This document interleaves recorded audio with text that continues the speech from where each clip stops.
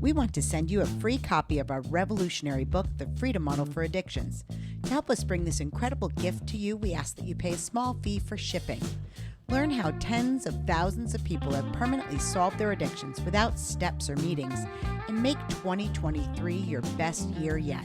Give yourself or someone you love the gift of total freedom from addiction. Click on the link to get your free copy sent to you today. Welcome to the Addiction Solution Podcast. I'm Michelle Dunbar. Enjoy listening and watching as addiction experts Mark Sheeran and I cover controversial as well as helpful topics on addiction, how to move past it, and other related subjects. As two of the co-founders of the Freedom Model, Mark and I will give you a completely new perspective on the topics that matter to you. We will take to task the Recovery Society's lies and misinformation and replace them with facts, research, and the methods to move on from addiction struggles without 12-step meetings, rehabs, and the shackles of endless recovery. Let's escape the treatment and recovery trap together and learn to be free. Welcome to the truth. Hey, everybody. Hi, everyone. Welcome to the Addiction Solution Podcast. I'm Michelle Dunbar. And I'm Mark Sheeran. And this week's topic is one that got sent in by a listener through our Facebook group, right? The Freedom Model group. So listen, if there is a topic you want us to cover, you can email us at info@thefreedommodel.org. Give us some feedback. Let us know what you think about the podcast. Or if there's something you want to talk about, or you could just send it in through our group or private message us on Facebook or Instagram. And yeah, we're always looking for good topics to talk about. So she wanted to talk about the myth that you'll lose anything that you put before your recovery. This is a real common thing we hear in AA and rehab circles. Yeah. And that is that anything you put in front of your recovery, you will lose, including your family, career, your freedom, and eventually your life. And that is really awful. It is, because it's not true. It's not true, number one.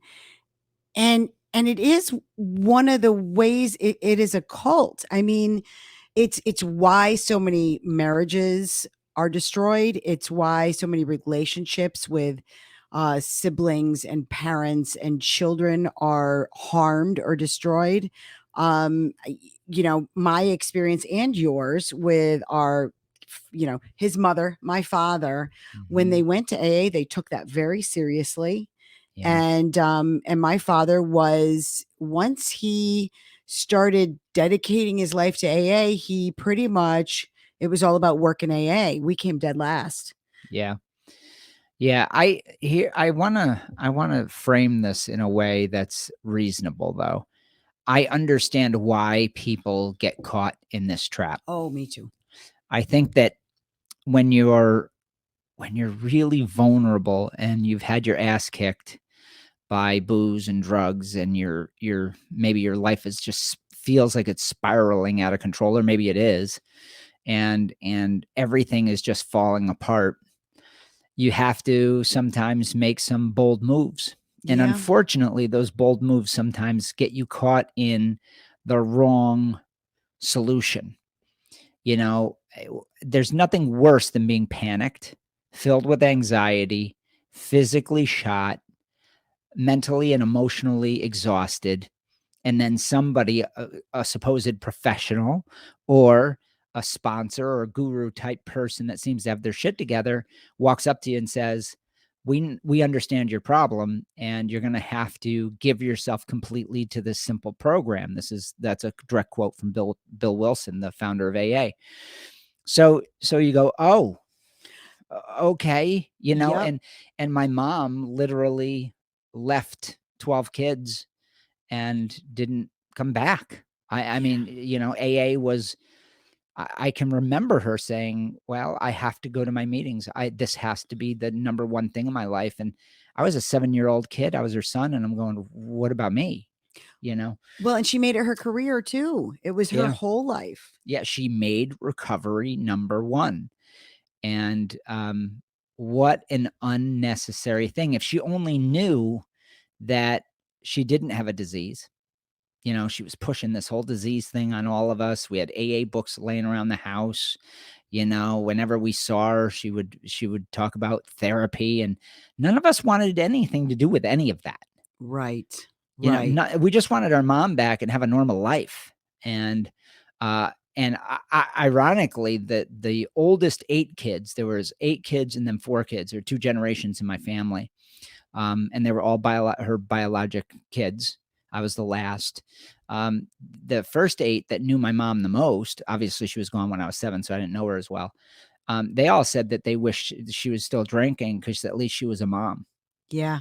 My mother said that about my father, that he was more attentive as a husband and as father when he was drinking, and more fun, quite frankly, than he Yeah. was after he got Yeah. sober in AA. He became more volatile, and less predictable. He had terrible, terrible temper, but just as long as I don't drink today, it doesn't matter how I behave otherwise, right? Well, it's a weird dichotomy. So they create this false dichotomy, and that is that if you're not in AA, you're drunk. Right. And if you're not in AA or you're a dry rehab drunk. or NA or whatever it might be, yeah, you're going to be this terrible person who's going to be struggling and may go to jails, institutions, or death. So they corral you into this sort of fear-based modality where it's either that or you're never going to be a parent again, because or you're Yes. never going to have your career again, or you're always going to be in jail, or you're always going to be in institutions. And the irony of this, the sad irony, is that it becomes true, right? It does. So recovery becomes this unappetizing option filled with fear and deprivation. And then you end up, quote unquote, relapsing because you think you have a disease that's a chronic relapsing disease. And then they say, oh, you got to give yourself more. You got to see, you didn't put recovery number 1. So each time they're corralling you and making it so that your world becomes more and more myopic and fear-ridden and panicked. Well, don't you remember, I do remember in those after that initial 3 months where I was really unhappy and miserable. I remember going through this, and I was kind of self-aware of it, and I thought it was a little odd, but I ran with it because I thought I needed to. And that was, I remember thinking, oh, I don't need any friends outside of AA. Like, this is my family now. This is my world now. And for a little while it felt good and right. And that's how smart, critical thinking people kind of slip into that trap, because you're going to meetings every single day, you're hearing the same stuff every single day, and it worms its way in and you really start to believe it. And I remember as a sponsor saying to a woman, and I didn't have kids yet, I was probably 2 years in, right? And even though, now remind you, Mark and I never bought into having a disease or being powerless, really, not fully. And we still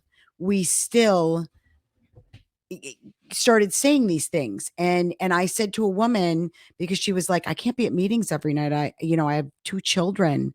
I have to be home with my kids. And I'm like, if you don't go to meetings, you probably lose custody of them. Like, saying things like that. I said, and it's embarrassing, and I feel bad that I said it. I did backtrack with her at the end when, she was, I sponsored her for a little while, and she was explaining to me how you just don't understand because you don't have kids. And I really started to think about it and think, no, she's right. She's right. And then I remembered my dad leaving and never being around. And I'm like, no, you're right. I go, maybe if you go to 1 or 2 meetings a week, that should be good enough for you. I think you're okay. But I had no business telling her any of that. Right. Any of that. Yeah. It was none of my business. That's right. That's right. Yeah. It's this idea. Well, first of all, what is this all predicated on? What is this fear? What is this drive to tell people that their whole life has to become about this? Where does that come from? That's such a fucked up, weird Yeah, thing. it's weird, people. It's not right. Yeah. And it comes from one idea at its base, and that is that you have a chronic progressive brain disease That will kill you. that will kill you, that you have no real control over, that you only get remission one day at a time with meetings as your medicine. Right. And service. And service. Which really just means bringing people into recruitment. Yeah, right. Yeah, recruitment. So it's a well-crafted cult based on fear and mythology. Yeah. And I've said it, I say it in our book here in the Freedom Model. It's a religion.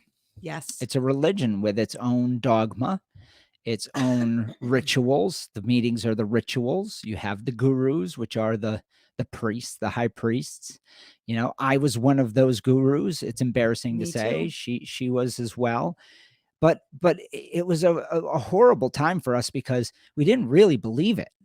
We didn't believe it, and it's a huge. You just parrot shit. You parrot shit, but it's a huge pressure.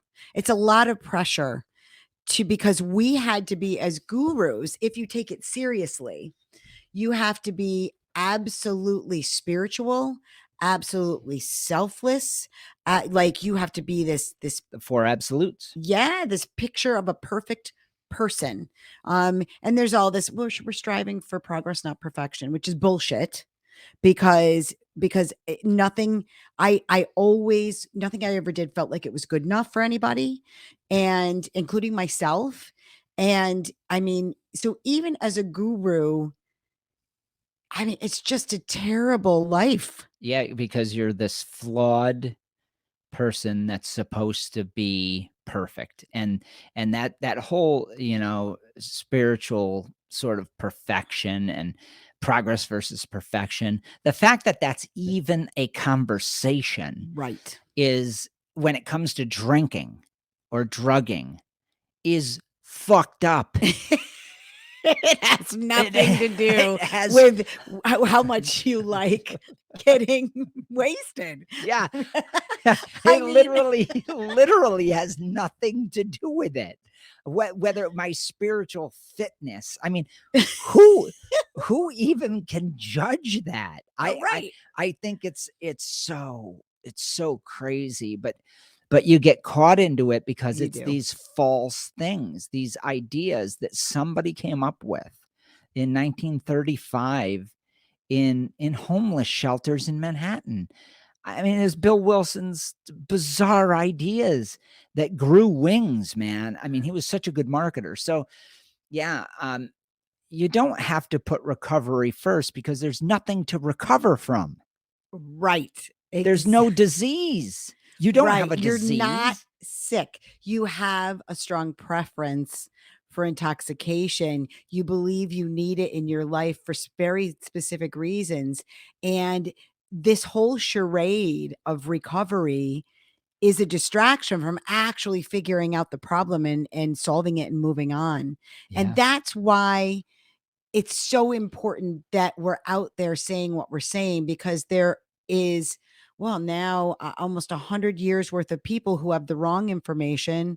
And even those recovery zealots that are out there, I know what it's like to be a recovery zealot. I do. I did it.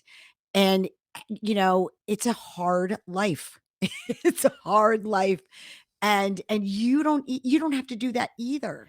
If you're seeking a solution to your substance use problems that doesn't label you for life or make you go to daily meetings with strangers, and instead shows you how you can solve your problem and create the life you truly want, then you've come to the right place.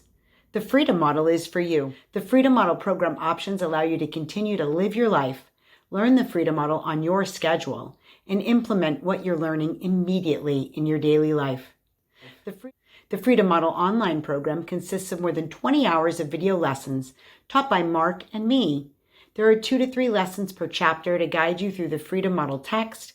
We have also included our lessons, the mind and the brain, the binge construct, and life movements. You'll get digital copies of our book, our workbook, additional lessons, and their worksheets, and our audiobook.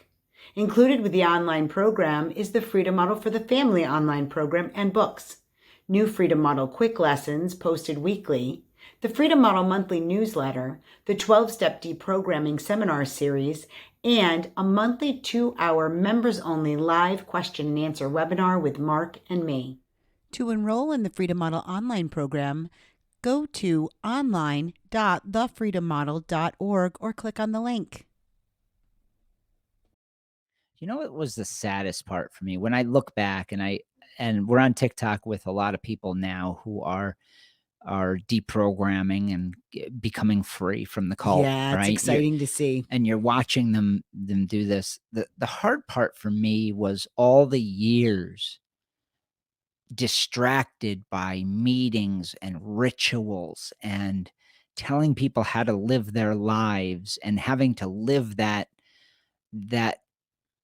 it's a weird world. Like, you get into this place where recovery becomes a totally isolated, you become isolated and you judge the rest of the world as being fucked up.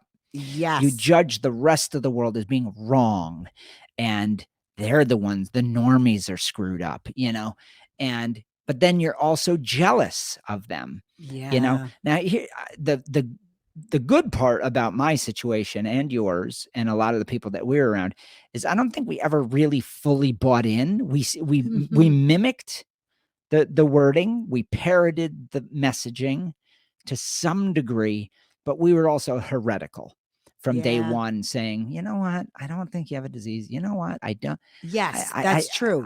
I think that you can move past this. I can remember a guy being at a men's meeting that we were running at the time, and instead of being at the meeting, I went out running. And I was a runner in those days. And I remember I did a 10-mile run, and I felt really good about myself. I had just quit smoking and stuff. And I came in at the end of the meeting and just sat in the back of the room. And this fella came up to me and he goes, "You did that instead of a meeting."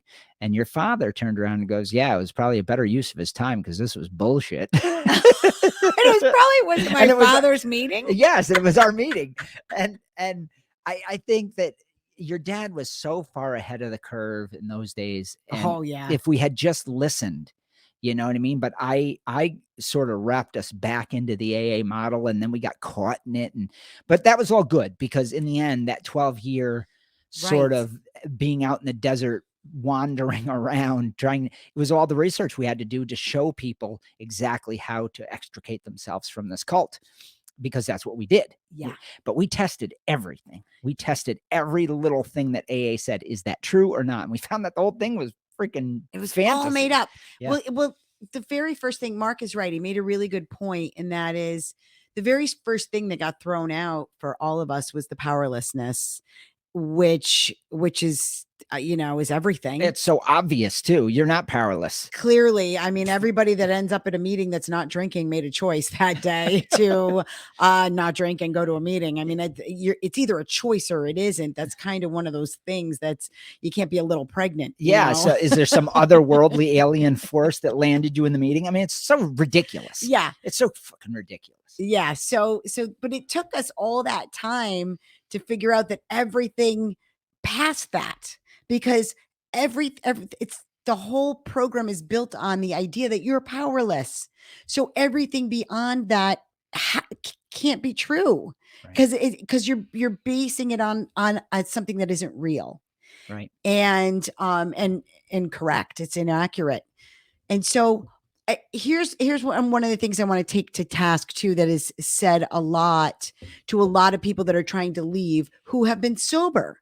So there are people who go to AA, they remain, alcohol free or drug free, and then they start the process of leaving, and people are like, "AA saved your life. AA saved your life." So you kind of owe it something, right? Yeah. Well, what I want you got to give back. You got to give back. And what I want to say to you is, no, it didn't. Right.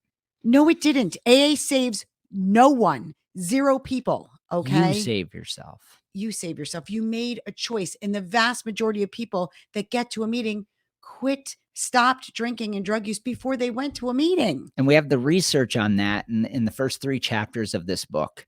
If you want to understand what we're talking about, and you want to see the research that proves what we're saying, that the person makes the decision. What does that mean? They make the decision before they go to an AA meeting. Like we're saying that, but what does the research tell us about that? If you want that explained in detail, read the first 3 chapters of this book. It will blow your mind, the research that's been done on this.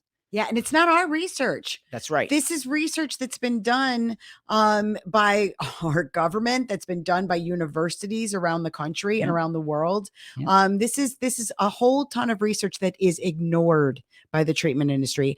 Absolutely ignored, buried. They don't want people to know that nearly everyone gets over the problem and most do it on their own. Okay?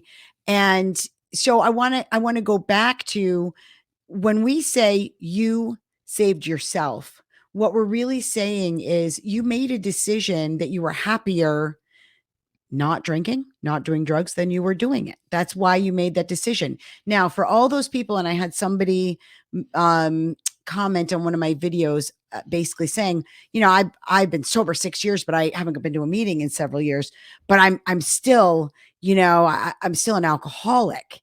And it's like, no, you're not. And number you one, never were. You never were, but you're no longer doing AA. If you're not going to meetings anymore, you're no longer doing AA.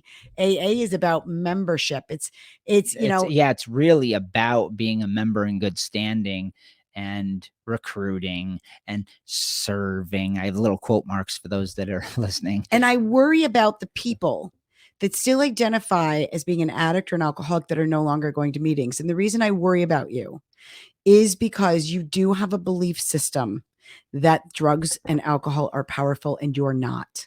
Yeah, and so I highly recommend getting our book and reading it so that in the future, when somebody you love tragically dies, when you end up losing your job, maybe you have to go bankrupt, when life hits you hard, know that you don't have to, that's not a trigger. Right. You don't have to connect that to use. That's a great point. So one of the things that's constantly talked about in meetings is they connect life troubles or traumas or anxieties or stresses to drinking as if alcohol is some sort of medicinal agent that takes away these problems, and they build the drug back up.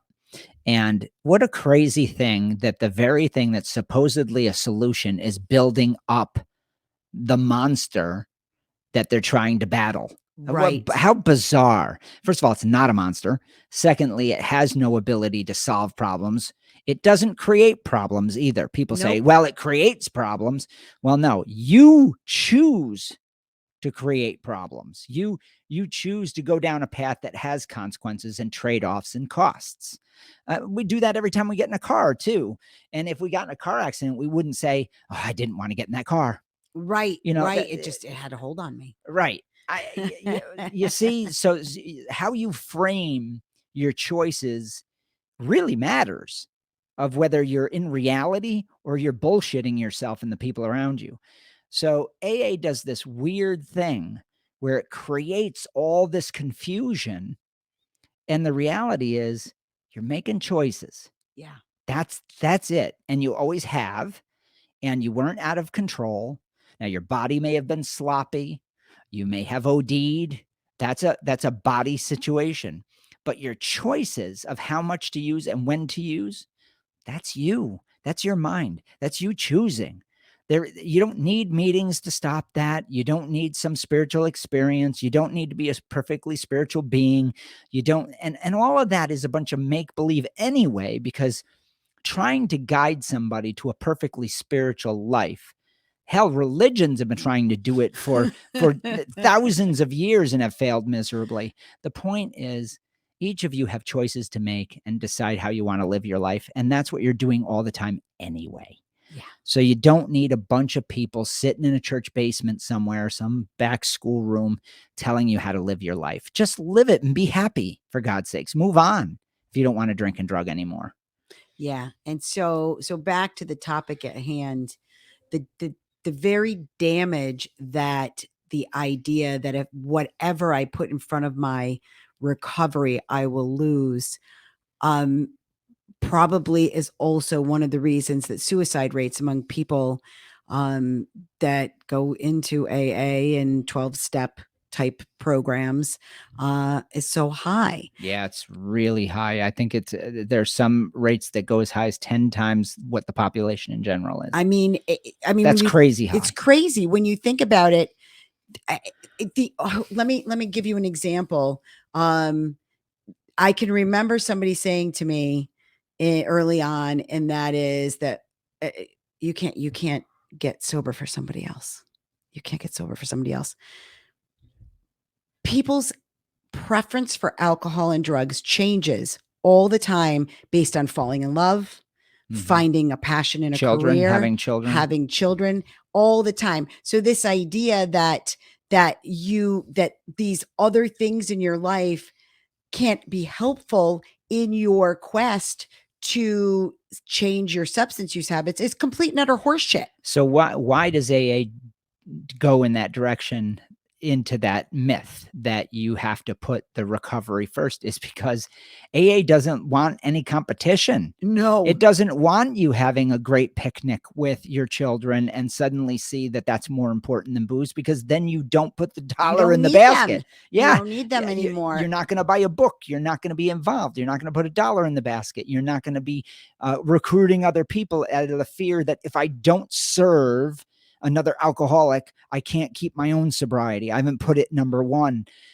So anytime, what Michelle just talked about is families, getting married, getting a new career, moving on to a better and more peaceful place, maybe just in general. All those things are what's called evolution. I call it organic evolution. It's how human beings move forward in their life, which is very natural. So getting over an addiction outside the realm of AA is incredibly normal. You need to know that it's over 90% of the people that have a drug problem of some kind move past it with boring regularity. I mean, they just do it. So this idea that we need to stop the organic evolution that you're having, right, and replace it with this weird, rigid religiosity of the 12 steps, that's weird. I'm going to keep saying it, that's the oddity. That's the idea that is strange and unnecessary. What's necessary for you to move on is to move on. Well, it's okay. What they're doing is they're taking the exact reasons. Like, the only way people solve an addiction is because they change their preference, right? And most of the time they change their preference because other things become important in their life. More important, they're moving towards, based on the positive drive principle, what they perceive will make them happier. Right. So if I fell in love with someone and that person maybe isn't a drinker at all, and I care about what this person thinks about me, I care about that relationship, my preference is quite naturally going to change from being drunk all the time to wanting to be with this person. And that's what Mark is talking about. It's a natural evolution. So now I know there are going to be people that are going to say, yeah, but I've been married to a wonderful woman for the last 30 years and I'm still getting drunk every day. Okay.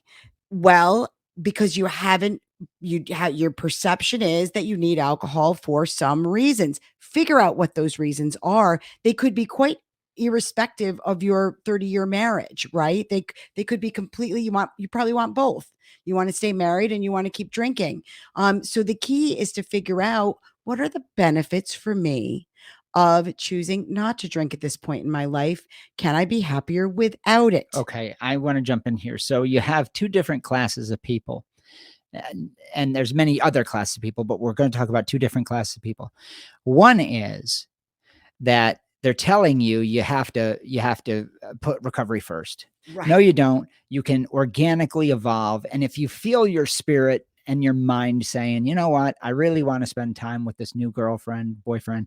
I really want to spend time with my children. It's time for me to do that. And I'm going to start this new job and fuck these meetings. I just want to just move on with my life. Yeah, do it. Well, that's it. The answer is do it, and literally allow yourself the wonderful human privilege that we have, this right to be able to be happy. You can go be happy. Go do it. Now, let's say that you're in a little more complex situation where you have lots of good things in your life, you have some bad shit going on, maybe there's a mix of everything, and you still find yourself drinking and drugging heavily, which makes AA seem more plausible. That's true. Okay, now you're looking for a solution. You feel stuck. You feel like an alcoholic. You feel like you have a disease. You feel like there's a mental disorder present. You've been diagnosed. You're in the system now. Yes. And you're going down that road. Now that may not have a situation where organic evolution is happening. Maybe it's stopped. Maybe So- you're stuck. You're stuck in that rut. So that's what this is for. Yes, for sure. And for those listening, I'm holding up the book. That and here, the workbook as well. Which you can now get. Which you can now get. So that's what this is, a mechanics manual on how to deprogram out of the mythology. You're trapped because you believe shit that is not actually in fact true. So anytime that we are believing in myths, we can only hurt ourselves and remain trapped. Think about what I just said. If you believe in myths, you can only harm yourself. So AA is mythology. It's literally made up fictional nonsense. It's a cult designed to keep you trapped there. So that's why you're spinning. You're not spinning because you have anything inherently wrong with you. There's no disease present. There's nothing that's rendering you powerless. Your beliefs are. Yes. And this book undoes that. We are the official deprogramming guide of Alcoholics Anonymous or any 12-step cult. So get your free copy of the Freedom Model and get started on deprogramming in a very mechanical way. We walk you through it. And look, it's not just mythology about AA, okay? There is mythology about what you believe about yourself and your own innate abilities. If you have the addict or alcoholic identity, if you believe at any point in time you were out of control, you need this book, okay? Also, if you believe That's right. that right. alcohol and drugs help you to de-stress, help you to relax. If you believe they pharmacologically do those things for you, you need this book.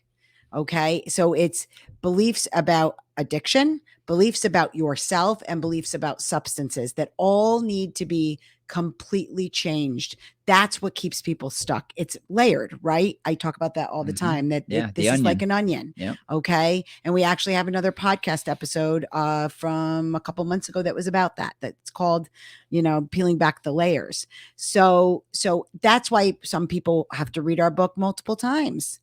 Because somebody said it to me on the phone yesterday. I was talking to a caller yesterday, and she said that a friend of hers was reading it and went back and read this one particular chapter again and learned something new. And it's interesting to me because there was also somebody that posted something and basically said that our book had said that alcohol reduced blood pressure and lowered heart rate, and it says the opposite. Yep. So sometimes you read Transpose what you your own want ideas to read. Okay. I'm like, you might want to go back and look at that again because it's the opposite. Alcohol actually raises blood pressure and raises heart rate in most people. If you've ever gone to detox, your blood pressure's through the roof, right? Because of the amount of alcohol you're drinking. Yeah, the only time it's lowered is when you're overdosed. Obviously, yes, yes. So look at, sometimes it takes because you're going to read based on what you believe at that moment, which is why it's layered. Well, the other thing is that's why we also have the online program. Yes. There are people who read the book and you retain a certain amount of information, and then you may need some visual, and we teach the tutorials, Michelle and I, in much this format that we're doing right now with presentations. And people love that. They love that. And it's very cost effective. And we go through, we have a family online program, the online program that goes through this curriculum. We have all of that is 12-step deprogramming seminar series in there, which is really great. Where I go through and I debunk and pull apart all of AA's history with their own words. I don't interject my words into it. And I show how Bill Wilson created a cult that you are now trapped in. which was his goal, by the way. Yeah, it was. It was. Didn't call it a cult, but Right. he did want it to be the Bill W. movement, and everybody freaked out and said that's too weird. Yeah, so I think we're at the half hour, and look at, you don't have to put your recovery before everything else. You just have to figure out how you can be happier in your there's life. nothing to recover from. They're just choices to be made. And if you don't believe that, you need this book. Yep. And so if you want to, you can get a free copy of this book, and you can order the workbook as well. And I think there was a commercial at the beginning of this that talked about that. And you would go to freebook.freedommodel.org and you can order it. And he and I prepare it and we send it right to you. Yep. Same day. So, and don't forget the online program. You can get the online program at online.thefreedommodel.org. And if you need somebody to talk to, we have coaching, and we've been doing that for 34 years. And we have a whole bunch of coaches that are certified in the Freedom Model, and they'd be happy to help you and have one-on-one classes with you. Just give us a call at the number that's on the screen here. But also for those listening, it's 888-424-2626. Thanks, everybody. See you next time. Bye. Are you struggling with a drug or alcohol problem, but you don't want to go to rehab or group meetings? Well, that's why we created the non-12-step Freedom Model Coaching Program in 2011. Through video conferencing on Zoom or Skype, you can work privately with a certified Freedom Model coach from your home or office on your schedule. And here's the best part. With the Freedom Model, you'll never be labeled an addict or an alcoholic, and we won't tell you to go to 12-step meetings or hamper your life with endless recovery rituals. Instead, you can learn exactly why addiction isn't a disease and how you can solve the problem for good and move on with your life. Do you want to be completely free from your addiction? Do you want to never have to attend meetings, rehabs, or addiction counseling ever again? And do you want to solve your problem from the comfort of home? Then call us at 888-424-2626 to talk with a Freedom Model coach today and experience the Freedom Model difference.